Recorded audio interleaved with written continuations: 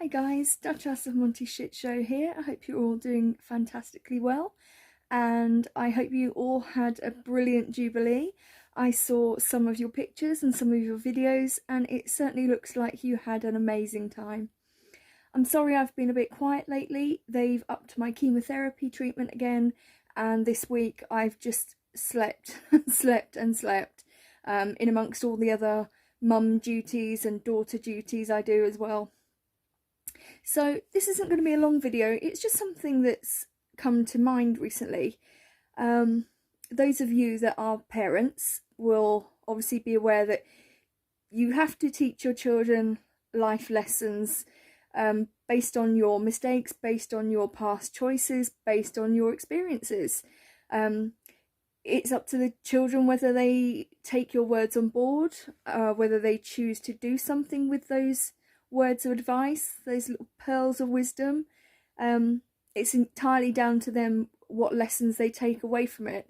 But as a parent, it is your duty and responsibility to pass on just things that you've learned along the way, be it rightly or wrongly, so that when they're ready to take their first sort of proper adult steps into the world, get a job, get a relationship, you know, it's your job to prepare them for the world as best as you can. And yesterday I was talking to my eldest son. He is 16 and he is going through 6 weeks of intense exams, his GCSE exams, and we had a bit of an argument. I'm not prepared to say what it was about. It was something very true in the grand scheme of life. It was so trivial, but I think me being poorly yesterday, and I think the stress of his exams, and we just clashed a little bit, which occasionally happens. We're not the Brady Bunch, we're not the Partridge Family. You know, I'm a single mum to 3 children, and we do argue on the odd occasion. We're 4 very different people, and I think 4 of us are all very opinionated as well, which really doesn't help matters. But I was talking to my son yesterday, and he'd upset me, which is hard to do, actually. You know, kudos to him, it's hard to do. But he'd upset me recently. He was not making fun of my illness. I have arthritis, as you know. But the cancer medication I'm taking is a very, no pun intended, it's a very bitter pill to swallow. When you're on a cancer medication, you're not ill. Getting teary already thinking about it, but it takes away so much. It's designed to help with the pain in my hands and my feet and my shoulders and everything, but it takes away a lot of joy because you can't live,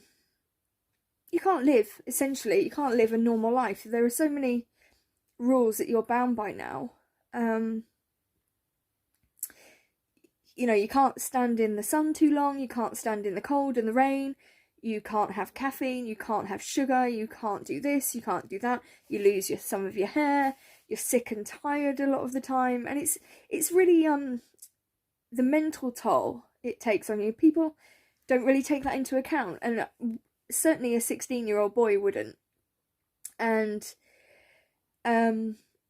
he was making... No, no, that's wrong. He wasn't making fun of me, but he was picking up on some of the things that the medication is making me do, like forgetting things very easily. So I could be in the middle of a conversation and I literally stop dead because I can't remember what I'm talking about. And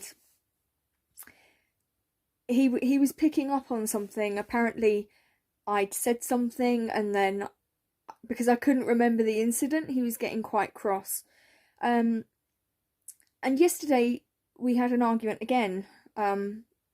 He had the gumph, the absolute balls to ask me for an apology, which I'm very happy to do. If I'm wrong, I'm wrong. I will hold my hands up. I will apologise. I'm not a narcissist, you know. I don't always think I'm in the right. Many times I think I'm in the wrong when I haven't even done anything.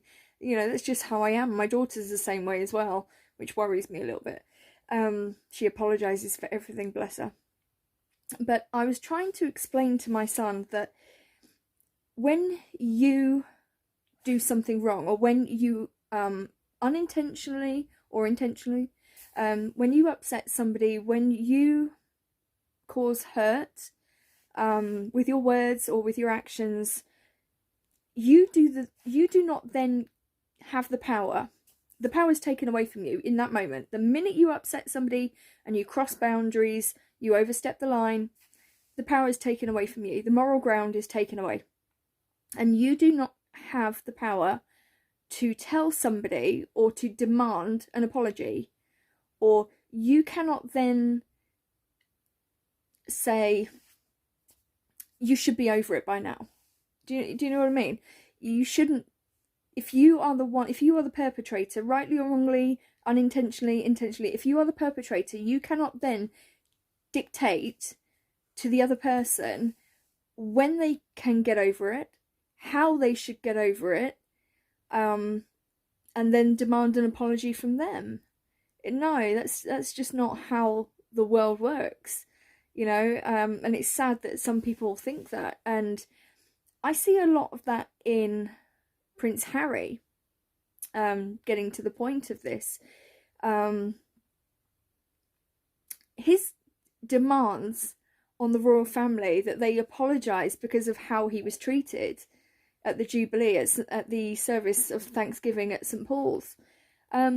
No, you are the one. Whether, you know, if you put the entire Megxit situation, them fleeing Britain, rightly or wrongly, they had their reasons. You know, I've never been against what they've done. I've always been against how they've chosen to do it. If you want to go live a life of privacy, or which clearly they didn't, if you want to go and do that, you go do that. But don't bite the hand that feeds you. Don't then turn on the monarchy, turn on the British public. We championed Meghan. We loved Harry. We championed Meghan, or I certainly did. I thought she was a breath of fresh air coming into the royal family. You know, and the amount of good that could have come from that relationship is unimaginable. So much good could have been done, and yet they chose to turn their back on it, or they chose to self-serve, and you know, and then not only to self-serve, but then to absolutely cause so much upset and hurt and division over the Oprah Winfrey interview. At least 17 proven lies, at least. I think the last time I read it was 19 now. I don't know. But yeah, just so much division and hurt has been caused by those two. You know, smearing an entire nation, one of the most diverse and multicultural nations you'll ever come across. And that is the truth. That's not me saying that because I am English. That is the truth. And anyone who's lived here, anyone who has visited here from other countries will also tell you that too. You saw, or most of you will have seen, our Jubilee celebrations on TV or live streamed. When it comes to the Queen, we guys come out, we celebrate, we meet with other people. I went to, posted a video, I went with my son to the beach. I wasn't supposed to go to the beach, but I went to the beach. We saw the lighting of the beacon. There were bands, there was a town crier. Yeah, we had a great time. And then the next day I went with my best friend. We went to a street fair. One of the streets here closed off for the day, and there was a barbecue, bouncy castle. People were coming out with food and drinks, and there was a singer. And it was absolutely amazing. And it's very understated for me. I do love a good party, but I was busy, mostly Jubilee weekend. I was singing on stage. But yeah, it does annoy me, to be honest. Harry's attitude, it properly stinks. He's a grown man of pushing 40, you know. It's about time he grew up, accepted the responsibility for the choices he has made, the mistakes he has made and continues to make, I might add. Stop projecting it onto the monarchy. I mean, they're not innocent. I'm sure royal life is most certainly not easy, bound by rules and conditions. But that was the life of privilege he was born into. The perks, sure, you know, to some extent would have offset the I don't even know what I'm trying to say, but the perks and the privileges surely would have offset the certain amount of duty and responsibility in that respect. But he just comes across, he's no longer Prince of the United Kingdom. He just comes across as a entitled, self-serving, whiny little brat. And it's quite sad to watch, actually. I don't mean sad as in boo-hoo. I mean sad as in it's pretty tragic. It's embarrassing to watch him flouncing back to California before the Jubilee had even finished because people booed. I mean, what the hell did they expect? You'd call people racist, and then you go on worldwide TV, trash us, pretend, oh, England will always be my home, but yeah, it triggers me, and no, people don't take too kindly to that, and why should they? Why should we have to bow down, lay out the red carpet, and just because you are gracing us with your presence for the first time in a year? No. I'm glad you were booed. I'm talking like Prince Harry's even watching this. I'm glad he was booed, and her. I'm glad they were, because maybe now it's been a wake-up call to them and they will stop what they're doing. I mean, I doubt it, but, you know, miracles do happen. But yeah, I'm really glad they got the treatment and the reception they deserved.